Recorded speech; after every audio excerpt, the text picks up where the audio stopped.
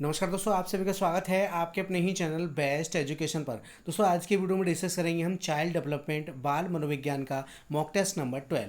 ठीक है दोस्तों, आज की जो क्लास है ये दोस्तों हमारी 12वीं क्लास है। इससे पहले दोस्तों हमने 11 क्लासेस कंप्लीट कर ली हैं CDP से, बाल मनोविज्ञान शिक्षा शास्त्र से। अगर आपने वो नहीं देखी तो आप लोग चैनल की प्ले लिस्ट में जाइए, वहाँ पर आपको सारी क्लासेज मिल जाएंगी। या फिर दोस्तों इस वीडियो के नीचे जो डिस्क्रिप्शन बॉक्स होता है वहाँ पर मैं सभी वीडियोज़ का लिंक दे दूँगा, तो आप लोग वहाँ से भी देख सकते हैं, वहाँ से भी तैयार कर सकते हैं। बहुत ही इंपॉर्टेंट और सेलेक्टेड क्वेश्चंस हैं, सारे क्वेश्चंस बहुत ही इंपॉर्टेंट हैं। प्रत्येक क्वेश्चन को अच्छे से डिफाइन किया गया है। ठीक है, तो आप लोग अच्छे से देखें और अच्छे से अपनी तैयारी को बेहतर से बेहतर जरूर बनाएं। आज का वीडियो भी हमारा बहुत ही इंपॉर्टेंट रहने वाला है। टॉप 30 क्वेश्चंस को डिस्कस करेंगे। सारे क्वेश्चंस बहुत ही इंपॉर्टेंट होंगे आपकी परीक्षा की दृष्टि से। उत्तर प्रदेश टेट के लिए, यूपी टेट के लिए, यूपी टेट 2026 के लिए रामबाण क्लास साबित होगी। अगर आप लोग यूपी टेट की तैयारी कर रहे हैं तो ये वीडियो आप लोगों के लिए बहुत ही इंपॉर्टेंट और हेल्पफुल होगी। ठीक है, तो वीडियो को पूरा वॉच करें, प्रत्येक क्वेश्चन को लगाएं और लास्ट में कमेंट करके जरूर बताएं वीडियो कैसा रहा, क्वेश्चंस कैसे रहे, आपका स्कोर क्या रहा, आपने 30 में से कितने क्वेश्चंस को सही किया। दोस्तों 30 प्रश्न हमसे पूछे जाते हैं बाल मनोविज्ञान से। तो 30 प्रश्न की हम दोस्तों तैयारी कर रहे हैं, 30 नंबर की तैयारी कर रहे हैं। 30 प्रश्न 30 ही नंबर के होते हैं, क्योंकि 150 नंबर का पेपर होता है आपका, है ना दोस्तों। तो बहुत ही ज़बरदस्त क्लास है, जितनी भी क्लास करा रहा हूँ बहुत ही इंपॉर्टेंट करा रहा हूँ। तो आप लोग अच्छे से देखें और अपनी तैयारी को बेहतर से बेहतर ज़रूर बनाएं। ठीक है, क्वेश्चन के साथ साथ कॉन्सेप्ट भी हम क्लियर करते चल रहे हैं, तो आप लोग अच्छे से लगाइएगा और सभी चीज़ों को नोट डाउन करते रहिएगा। कॉपी और पेन से साथ में लेकर के बैठा करिए। जो भी इंपॉर्टेंट चीज़ें होंगी, जो भी परिभाषाएं या फैक्ट होंगे क्वेश्चन से संबंधित, उनको भी हम डिस्कस करते चलेंगे, तो आप लोग उनको नोट डाउन करते रहिएगा। ठीक है, आप किसी भी टीचिंग एग्जाम्स की तैयारी कर रहे हैं जहाँ पर भी CDP पूछा जाता है, और सभी टीचिंग एग्जाम्स में CDP आपका पूछा जाता है, तो सभी के लिए समान रूप से इंपॉर्टेंट है, चाहे वो CTET हो, यूपी टेट हो, सुपर टेट हो, रीट हो, है ना, जो भी टेट हो, सभी के लिए बहुत ही इंपॉर्टेंट और लाभदायक क्वेश्चंस होंगे। तो वीडियो को पूरा बहुत जरूर करें। तो चलिए शुरू करते हैं आज का अपना इंपॉर्टेंट वीडियो इंपॉर्टेंट क्वेश्चंस के साथ। क्वेश्चन नंबर 1 है, आपकी स्क्रीन पर कमेंट कीजिएगा कौन सा ऑप्शन सही हो जाएगा। बाल विकास का मुख्य उद्देश्य क्या है? इंपॉर्टेंट क्वेश्चन है दोस्तों। बाल विकास का मुख्य उद्देश्य क्या है? केवल शारीरिक विकास, केवल मानसिक विकास, सर्वांगीण विकास, या दोस्तों केवल सामाजिक विकास? तो केवल जो शब्द है ये दोस्तों आपका क्या है? नेगेटिव टैग वर्ड है। ठीक है, केवल जो शब्द है क्या है? नेगेटिव टैग वर्ड है। केवल जो यहाँ लगा हुआ हो वो आपका ऑप्शन बिल्कुल गलत हो जाएगा। ठीक है दोस्तों, पॉजिटिव क्वेश्चन के अंतर्गत। ठीक है दोस्तों, जैसे केवल शारीरिक विकास, तो ऐसा नहीं है। बाल विकास का जो उद्देश्य है वो केवल शारीरिक विकास नहीं हो सकता है, उसमें मानसिक विकास भी होता है, शारीरिक विकास भी होता है, सामाजिक विकास भी होता है। ठीक है, सारे विकास जुड़े होते हैं बाल विकास में। तो यहाँ पर हमारा ऑप्शन नंबर सी बिल्कुल राइट है दोस्तों, सर्वांगीण विकास। ठीक है, बाल विकास का जो मुख्य उद्देश्य है वह है दोस्तों आपका सर्वांगीण विकास। सर्वांगीण का मतलब होता है संपूर्ण, है ना, पूरा, सभी चीज़ों का, सभी पहलुओं का विकास होना। ठीक है, तो यहाँ पर हमारा ऑप्शन नंबर सी बिल्कुल राइट होगा क्वेश्चन नंबर 1 के लिए। चलिए नेक्स्ट क्वेश्चन देखते हैं, क्वेश्चन नंबर 2। क्वेश्चन नंबर 2 है, पियाजे के अनुसार संज्ञानात्मक विकास की पहली अवस्था कौन सी है? ठीक है, पियाजे के अनुसार संज्ञानात्मक विकास की पहली अवस्था कौन सी है? पियाजे ने कितनी अवस्थाएं बताई? तो दोस्तों संज्ञानात्मक विकास की 4 अवस्थाएं बताई। सॉरी दोस्तों, थोड़ा सा गला खराब है। ठीक है, पियाजे के अनुसार कितनी संज्ञानात्मक विकास की अवस्थाएं बताई? तो 4 बताई। पहली है दोस्तों आपकी संवेदी गामक। ठीक है, पहली संवेदी गामक अवस्था हो जाएगी। दूसरी है दोस्तों आपकी पूर्व संक्रियात्मक अवस्था, फिर तीसरी है मूर्त संक्रियात्मक अवस्था, और चौथी है दोस्तों आपकी औपचारिक संक्रियात्मक अवस्था। ठीक है दोस्तों, तो संवेदी गामक गत्यात्मक या गामक अवस्था जो है ये आपकी पहली अवस्था है। इसकी जो अवधि होती है, आयु सीमा है, वो 0 से 2 वर्ष होती है।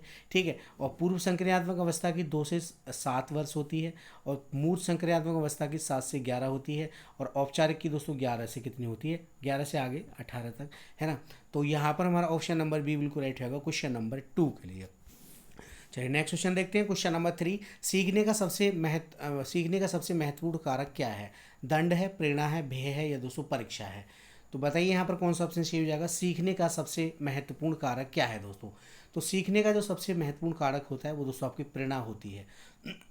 ठीक है, किसी बच्चे को प्रेरणा देना, नई नई चीज़ों के बारे में बताना और उनसे प्रेरणाओं से अवगत कराना, ठीक है, सीखने में बहुत ही महत्वपूर्ण साबित होते हैं। तो ऑप्शन नंबर बी हमारा बिल्कुल राइट रहेगा क्वेश्चन नंबर 3 के लिए। चलिए नेक्स्ट क्वेश्चन देखते हैं। क्वेश्चन नंबर 4, बच्चों में व्यक्तिगत भिन्नता का अर्थ है। बच्चों में व्यक्तिगत भिन्नता का अर्थ क्या है? सभी बच्चे समान होते हैं, सभी बच्चों का व्यवहार एक जैसा होता है, प्रत्येक बच्चा अलग होता है, या सभी बच्चे समान गति से सीखते हैं। बताइए इनमें से कौन सा ऑप्शन सही हो जाएगा क्वेश्चन नंबर 4 के लिए। सभी क्वेश्चन बहुत ही इंपॉर्टेंट और सेलेक्टेड है। ठीक है, 30 प्रश्न है, 30 प्रश्न ऐसे हैं जो कि आपके सेलेक्टेड और रामबाण क्वेश्चन हैं। तो आप लोग अच्छे से वीडियो को देखिएगा, क्लास में लास्ट तक बने रहिए, प्रत्येक क्वेश्चन को लगाइए, और प्रयास अगर अच्छा लगे तो वीडियो को लाइक और शेयर जरूर कीजिएगा। चैनल पर नए हैं तो चैनल को सब्सक्राइब कर लीजिए, वेस्टिक एजुकेशन चैनल को, और साथ में बेल आइकन प्रेस कर लीजिए, जिससे कि सभी वीडियोस का नोटिफिकेशन आपको सबसे पहले मिले। ठीक है दोस्तों, और वीडियो को शेयर करते रहिए सभी दोस्तों में। तो बच्चों में व्यक्तिगत भिन्नता का अर्थ होता है दोस्तों, प्रत्येक बच्चा अलग होता है। ठीक है, तो सी ऑप्शन आपका बिल्कुल राइट है क्वेश्चन नंबर 4 के लिए। चलिए नेक्स्ट क्वेश्चन देखते हैं। क्वेश्चन नंबर 5, बाइगोत्स्की के सिद्धांत में जेडपीडी क्या है? जेडपीडी क्या है? ठीक है, जोन ऑफ प्रॉक्सिमल डेवलपमेंट इसकी फुल फॉर्म होती है जोन ऑफ प्रॉक्सिमल डेवलपमेंट। बाइगोत्स्की के सिद्धांत में जेडपीडी क्या है? सीखने की सीमा है, बुद्धि स्तर है, प्रेरणा स्तर है, या सामाजिक व्यवहार है? तो ये यहाँ पर दोस्तों हमारा ऑप्शन नंबर ए बिल्कुल राइट है दोस्तों, सीखने की सीमा। ठीक है, जेडपीडी जो है ये क्या है? सीखने की सीमा है। ऑप्शन नंबर ए आपका बिल्कुल राइट हो जाएगा। चलिए नेक्स्ट क्वेश्चन देखते हैं। क्वेश्चन नंबर 6, अधिगम को प्रभावी बनाने के लिए शिक्षक को क्या करना चाहिए? ठीक है, अधिगम को प्रभावी बनाने के लिए शिक्षक को क्या करना चाहिए? केवल व्याख्यान देना, बच्चों को रटाना, गतिविधि आधारित शिक्षण अपनाना, या दोस्तों दंड देना? बताइए इनमें से कौन सा ऑप्शन सही हो जाएगा क्वेश्चन नंबर 6 के लिए। तो केवल तो दोस्तों आपका नेगेटिव टैग वर्ड है, ये तो आपका ऑप्शन गलत हो जाएगा। केवल व्याख्यान कराना ही नहीं होता है। ठीक है, प्रभावी अधिगम को प्रभावी बनाने के लिए, ठीक है, ये तो गलत हो जाएगा। बच्चों को रटाना, एनसीएफ 2005 कहता है कि बच्चों को रटंत प्रणाली से दूर करना, तो ये भी गलत हो जाएगा। ठीक है, दंड देना, बच्चों को दंड नहीं दे सकते हैं, तो यहाँ पर हमारा ऑप्शन नंबर सी बिल्कुल राइट है दोस्तों, गतिविधि आधारित शिक्षण अपनाना। ठीक है, बच्चों को गतिविधि के माध्यम से सिखाया जाए। ठीक है, खेल हो गया, टीएलएम हो गया, इनके माध्यम से सिखाया जाए। तो ऑप्शन नंबर सी हमारा बिल्कुल राइट है क्वेश्चन नंबर 6 के लिए। चलिए नेक्स्ट क्वेश्चन देखते हैं। क्वेश्चन नंबर 7, बुद्धिलब्धि आयु की अवधारणा किसने दी थी? इंपॉर्टेंट क्वेश्चन है दोस्तों। बुद्धिलब्धि आईक्यू की अवधारणा किसने दी थी? स्किनर ने, विनय ने, पियाजे ने, या कॉल्वर ने? तो ये हो जाएंगे दोस्तों आपके विनय। ऑप्शन नंबर बी आपका बिल्कुल राइट हो जाएगा। चलिए नेक्स्ट क्वेश्चन देखते हैं। क्वेश्चन नंबर 8, समावेशी शिक्षा का उद्देश्य है। इंपॉर्टेंट क्वेश्चन है, समावेशी शिक्षा से एक क्वेश्चन आपका पूछा जाता है, तो इंपॉर्टेंट में लगा लीजिए इसको, वेरी इंपॉर्टेंट क्वेश्चन है। ठीक है, समावेशी शिक्षा का क्या उद्देश्य है?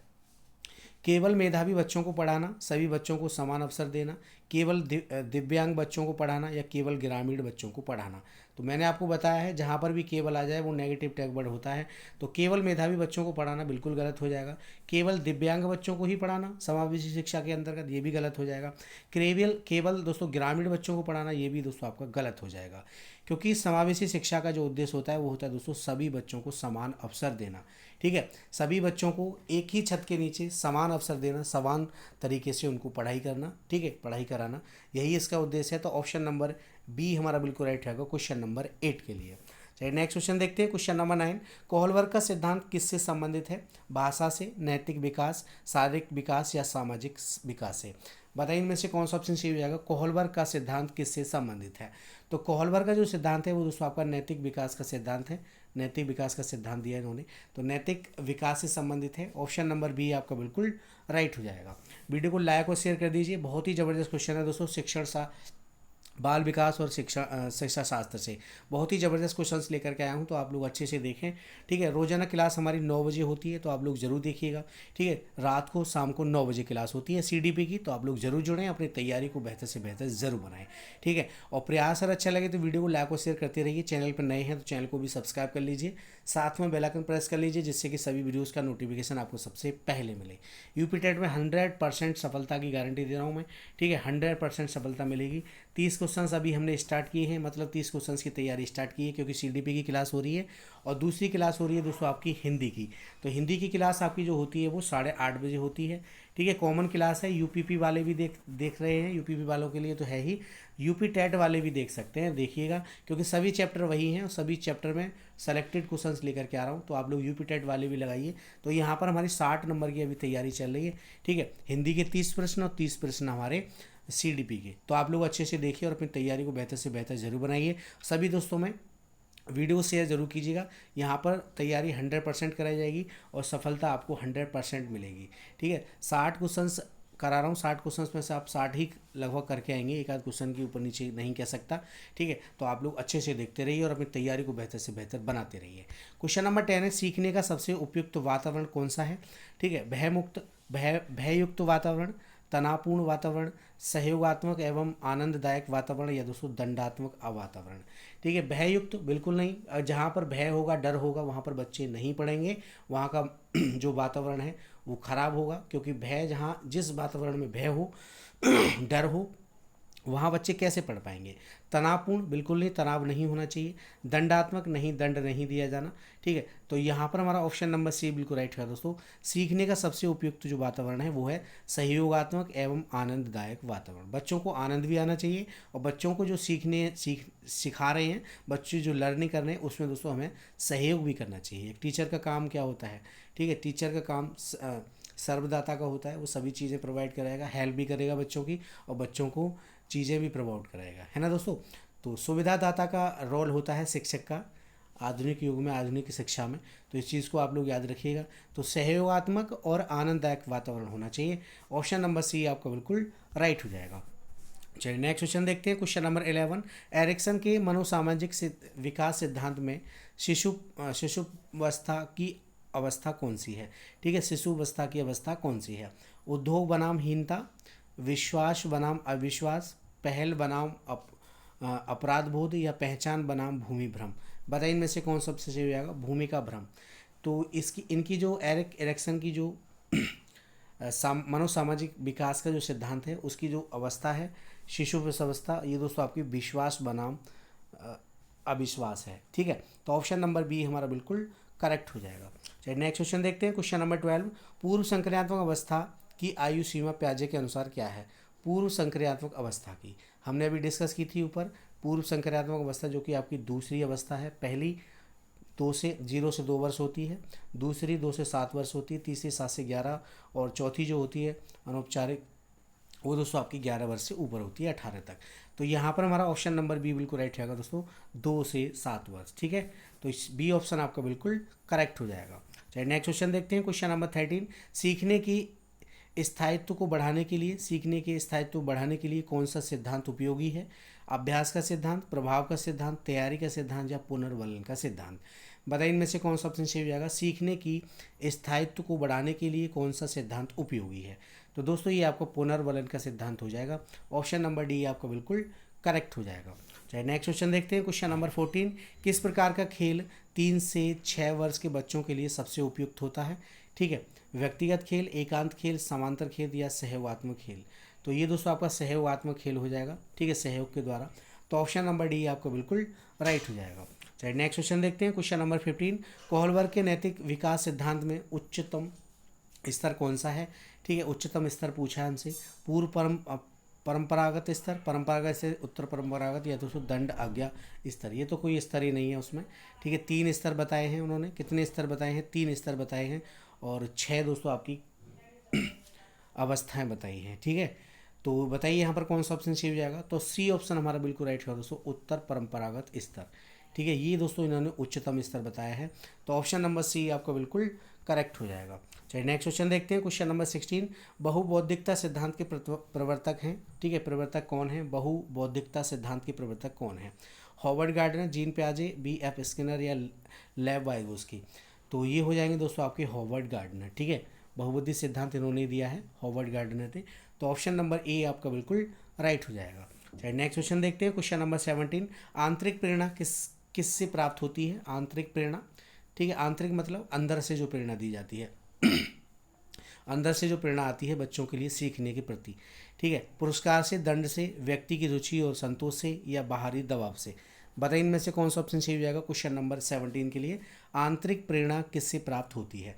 तो आंतरिक प्रेरणा जो होती है वो दोस्तों आपकी व्यक्ति की रुचि और संतोष से प्राप्त होती है। ठीक है, तो यहाँ पर बच्चों में व्यक्ति की जो रुचि होती है उसके आधार पर ही होती है, व्यक्ति की रुचि और संतोष से आंतरिक प्रेरणा। तो ऑप्शन नंबर सी आपका बिल्कुल राइट हो जाएगा। चलिए नेक्स्ट क्वेश्चन देखते हैं। क्वेश्चन नंबर 18, भाषा विकास का सबसे महत्वपूर्ण आधार क्या है? भाषा विकास का सबसे महत्वपूर्ण आधार क्या है? अनुकरण, अभ्यास, वातावरण, या दोस्तों दंड। तो यहाँ पर आपका ऑप्शन नंबर सी बिल्कुल राइट है दोस्तों, वातावरण। भाषा विकास का सबसे महत्वपूर्ण आधार जो है वो वातावरण है। जैसा वातावरण होगा बच्चे का, उसी प्रकार से बच्चा भाषा सीखेगा। ठीक है, तो बच्चे का जो विकास होता है वो वातावरण से बहुत ज़्यादा होता है, घर परिवार आस पड़ोस, है ना। तो वातावरण बहुत ही इंपॉर्टेंट हो जाता है। ऑप्शन नंबर सी आपका बिल्कुल राइट हो जाएगा, क्योंकि जैसा वातावरण बच्चे को मिलेगा वैसे ही दोस्तों सीखेगा। क्वेश्चन नंबर 19 है, किसी भी अधिगम कार्य को छोटे छोटे सोपानों में बांटने की प्रक्रिया को क्या कहते हैं। ठीक है, किसी भी अधिगम कार्य को छोटे छोटे सोपानों में बांटने की प्रक्रिया को क्या कहते हैं। पुनर्बलन, श्रेणीबद्धता, सामान्यकरण या दोस्तों विभेदीकरण। बताइए इनमें से कौन सा ऑप्शन सही हो जाएगा। तो ये दोस्तों आपका श्रेणी क्रम हो जाएगा। ठीक है, छोटे छोटे मतलब एक श्रेणियों में बांटकर सोपान अधिगम के लिए कराया जाए। तो ऑप्शन नंबर बी आपका बिल्कुल राइट हो जाएगा। चलिए नेक्स्ट क्वेश्चन देखते हैं। क्वेश्चन नंबर 20, समावेशी कक्षा में शिक्षक की सबसे महत्वपूर्ण भूमिका क्या है। केवल पाठ्यक्रम पूरा कराना, सभी बच्चों को आवश्यकताओं को समझना और सहयोग देना, केवल मेधावी बच्चों को ध्यान देना, या केवल अनुशासन बनाए रखना। तो यहाँ पर केवल वाला मैंने आपको बताया है, केवल जो है नेगेटिव टैग वर्ड है, ये तो सभी गलत हो जाएंगे। ठीक है, केवल पाठ्यक्रम पूरा कराना नहीं, ये गलत है। केवल मेधावी बच्चों को ही पढ़ाएंगे क्या, नहीं। केवल अनुशासन बनाए रखेंगे क्या, नहीं। ठीक है, सभी चीज़ों का ध्यान रखेंगे, पाठ्यक्रम भी पूरा कराएंगे, मेधावी बच्चे जो हैं उनको भी पढ़ाएंगे, जो स्लो बच्चे हैं, जो कम लर्निंग वाले बच्चे हैं उनको भी पढ़ाएंगे, सभी बच्चों को पढ़ाएंगे। केवल वाला सिस्टम गलत है। तो सभी बच्चों की आवश्यकताओं को समझना और सहयोग देना, ये आपका ऑप्शन बिल्कुल करेक्ट हो जाएगा। ठीक है, समावेशी कक्षा में शिक्षक की जो सबसे महत्वपूर्ण भूमिका है वो यही है, सभी बच्चों की आवश्यकताओं को समझना और सहयोग देना। ठीक है दोस्तों, केवल पाठ्यक्रम पूरा कराना नहीं होता है एक शिक्षक का काम। केवल मेधावी बच्चे, जो होशियार बच्चे हैं उन्हीं को पढ़ाएंगे क्या, नहीं। कमज़ोर बच्चे हैं उनको सबसे पहले पढ़ाएंगे भाई। अनुशासन बनाए रखना, नहीं। अनुशासन बनाए भी रखना है, लेकिन ये नहीं है कि खाली अनुशासन ही बनाए रखें, बिल्कुल भी पढ़ाए ना, है ना। तो ये भी आपका गलत हो जाएगा। केवल वाले सभी गलत हो गए, आँख मीच के मार दीजिए इनको। तो ऑप्शन बी हमारा बिल्कुल करेक्ट हो जाएगा। चलिए नेक्स्ट क्वेश्चन देखते हैं। क्वेश्चन नंबर 21, क्रिया प्रसूत अनुकूलन सिद्धांत का प्रतिपादन खाली जगह ने किया था। तो क्रिया प्रसूत अनुबंधन का जो सिद्धांत दिया किसने दिया, पावलोव, स्किनर, थॉर्नडाइक या कोहलर। तो क्रिया प्रसूत अनुकूलन सिद्धांत जो है दोस्तों आपको किसने दिया था, स्किनर ने। ऑप्शन नंबर बी आपका बिल्कुल राइट हो जाएगा क्वेश्चन नंबर 21 के लिए। चलिए नेक्स्ट क्वेश्चन देखते हैं। क्वेश्चन नंबर 22, अल्बर्ट बंडूरा निम्न में से किस सिद्धांत से संबंधित है। तो अल्बर्ट बंडूरा ने जो सिद्धांत दिया वो दोस्तों आपका सामाजिक अधिगम का सिद्धांत दिया था। ठीक है, बेबी डॉल पर प्रयोग किया था। तो ऑप्शन नंबर ए हमारा बिल्कुल राइट होगा क्वेश्चन नंबर 22 के लिए। चलिए नेक्स्ट क्वेश्चन देखते हैं। क्वेश्चन नंबर 23, निम्नलिखित में से कौन सा सीखने का नियम नहीं है। हमसे पूछा है कौन सा सीखने का नियम नहीं है। तत्परता का नियम, तनाव का नियम, प्रभाव का नियम या अभ्यास का नियम। तो थॉर्नडाइक ने सीखने के 3 मुख्य नियम दिए। कितने नियम दिए, 3 दिए थे और 5 दिए थे गौण। 5 गौण नियम दिए थे, 3 दिए थे मुख्य, जिसमें से पहला है आपका तत्परता का नियम, दूसरा है प्रभाव का नियम, तीसरा है अभ्यास का नियम। तनाव का नियम नहीं होता है। तो ऑप्शन नंबर बी आपका बिल्कुल करेक्ट हो जाएगा। चलिए नेक्स्ट क्वेश्चन देखते हैं। क्वेश्चन नंबर 24, सीखने से संबंध प्रतिक्रिया सिद्धांत में पावलोव ने प्रयोग किया था। तो पावलोव ने जो प्रयोग किया वो किस पे किया था, तो पावलोव ने कुत्ते पर प्रयोग किया था। किस पे किया था, कुत्ते पर। सीखने से संबंध प्रतिक्रिया सिद्धांत में पावलोव ने प्रयोग किया था तो दोस्तों कुत्तों पर। ऑप्शन नंबर बी हमारा बिल्कुल राइट होगा क्वेश्चन नंबर 24 के लिए। चलिए नेक्स्ट क्वेश्चन देखते हैं। क्वेश्चन नंबर 25, सूज द्वारा सीखने के सिद्धांत का प्रतिपादन किसने किया। सूज का सिद्धांत किसने दिया, थॉर्नडाइक, कोहलर या पावलोव या वुडवर्ड। तो दोस्तों सीखने का जो सूज का सिद्धांत है, सूज द्वारा सीखने का जो सिद्धांत है वो दोस्तों किसने दिया था, ये गेस्टाल्टवादियों ने दिया था, कोहलर ने दिया था। ऑप्शन नंबर बी आपका बिल्कुल राइट हो जाएगा। और कोहलर ने अपना जो प्रयोग किया वो किस पे किया था, वो चिंपैंजी पे किया था, है ना दोस्तों। चिंपैंजी नाम था सुल्तान, पूछा भी जाता है, पिछले पेपर में पूछा भी गया था। तो ऑप्शन नंबर बी आपका बिल्कुल राइट हो जाएगा। चलिए नेक्स्ट क्वेश्चन देखते हैं। क्वेश्चन नंबर 26, मानसिक आयु का प्रत्यय दिया था। मानसिक आयु का प्रत्यय किसने दिया था, विनय साइमन, स्टर्न, टर्मन या दोस्तों सिरिल वर्ट ने। बताइए इनमें से कौन सा ऑप्शन सही हो जाएगा। मानसिक आयु का प्रत्यय दिया था, तो मानसिक आयु का जो प्रत्यय दिया वो दोस्तों किसने दिया था, विनय साइमन ने। ऑप्शन नंबर ए हमारा बिल्कुल राइट होगा क्वेश्चन नंबर 26 के लिए। चलिए नेक्स्ट क्वेश्चन देखते हैं। क्वेश्चन नंबर 27, बाल मनोविज्ञान के अनुसार शिक्षा के क्षेत्र में मुख्य स्थान है। ठीक है, बाल मनोविज्ञान के अनुसार शिक्षा के क्षेत्र में मुख्य स्थान किसका है, बालक का है, अध्यापक का है, अभिभावक का है या दोस्तों प्रशासक का है। ठीक है, प्रशासक नहीं होगा, अभिभावक नहीं होगा, अध्यापक नहीं होगा, बालक होगा। ठीक है, बाल मनोविज्ञान के अनुसार शिक्षा का जो केंद्र बिंदु है वो बच्चा होता है। ऑप्शन नंबर ए आपका बिल्कुल राइट हो जाएगा। चलिए नेक्स्ट क्वेश्चन देखते हैं, क्वेश्चन नंबर 28। संवेग की उत्पत्ति खाली जगह से होती है। संवेग की जो उत्पत्ति है वो कहाँ से होती है? आदतों से, मूल प्रवृत्तियों से, शारीरिक विकास से, या दोस्तों संप्रत्यों के निर्माण से। तो संवेगों की जो उत्पत्ति होती है वो दोस्तों आपकी मूल प्रवृत्ति से होती है। ठीक है, मूल प्रवृत्ति का सिद्धांत किसने दिया? मैकडोगल ने दिया है, और 14 मूल प्रवृत्तियाँ बताई इन्होंने, 14 ही संवेग बताए। तो ऑप्शन बी आपका बिल्कुल करेक्ट हो जाएगा। चलिए नेक्स्ट क्वेश्चन देखते हैं, क्वेश्चन नंबर 29। अभिप्रेरणा के लिए अक्सर शब्द का ही प्रयोग किया जाता है। अभिप्रेरणा के लिए अक्सर शब्द का ही प्रयोग किया जाता है। संवेग का, आवश्यकता का, भावना का, प्रत्यक्षीकरण का। तो अभिप्रेरणा का जो अभिप्रेरणा के लिए जिस शब्द का प्रयोग किया जाता है वो है दोस्तों आपका आवश्यकता। ठीक है, किसका? आवश्यकता का। ऑप्शन नंबर बी हमारा बिल्कुल राइट है क्वेश्चन नंबर 29 के लिए। आवश्यकता का सिद्धांत किसने दिया? आप लोग मुझे कमेंट सेक्शन में कमेंट करके ज़रूर बताएं। चलिए नेक्स्ट क्वेश्चन देखते हैं, क्वेश्चन नंबर 30 और इस वीडियो का लास्ट। चिंतन मानसिक क्रिया का ज्ञानात्मक पहलू है। चिंतन की यह परिभाषा किसने दी? वॉर ने, रॉस ने, वैलेंटाइन ने, या दोस्तों स्किनर ने? चिंतन मानसिक क्रिया का ज्ञानात्मक पहलू है। चिंतन की यह परिभाषा किसने दी? तो दोस्तों ये आपकी किसने दी थी? रॉस ने दी थी। ठीक है, तो ऑप्शन नंबर बी हमारा बिल्कुल राइट होगा क्वेश्चन नंबर 30 के लिए। तो ये थे मोस्ट 30 क्वेश्चंस बाल मनोविज्ञान से, सीडीपी से। क्लास कैसी रही कमेंट सेक्शन में कमेंट करके ज़रूर बताएं। अपना स्कोर क्या रहा मेंशन ज़रूर कीजिएगा। यूपी टेट के लिए बहुत ही रामबाड़ क्लास है, यूपी टेट के लिए क्लास चल रही है। ठीक है, तो 9 बजे ज़रूर जुड़िएगा। रोजाना शाम को 9 बजे हमारी क्लास होती है सीडीपी की, तो ज़रूर देखें और अपनी तैयारी को बेहतर से बेहतर ज़रूर बनाएं। ठीक है, क्लास कैसी रही कमेंट सेक्शन में कमेंट करके ज़रूर बताएं। अपना स्कोर ज़रूर बताएं, और प्रयास अगर अच्छा लगा तो वीडियो को लाइक और शेयर जरूर कीजिएगा। चैनल पर नए हैं तो चैनल को भी सब्सक्राइब कर लीजिए, साथ में बेल आइकन प्रेस कर लीजिए, जिससे कि सभी वीडियोस का नोटिफिकेशन आपको सबसे पहले मिले। मिलते हैं अगली वीडियो में नए क्वेश्चंस, नए मॉक टेस्ट के साथ। तब तक के लिए जय हिंद, जय भारत, धन्यवाद दोस्तों।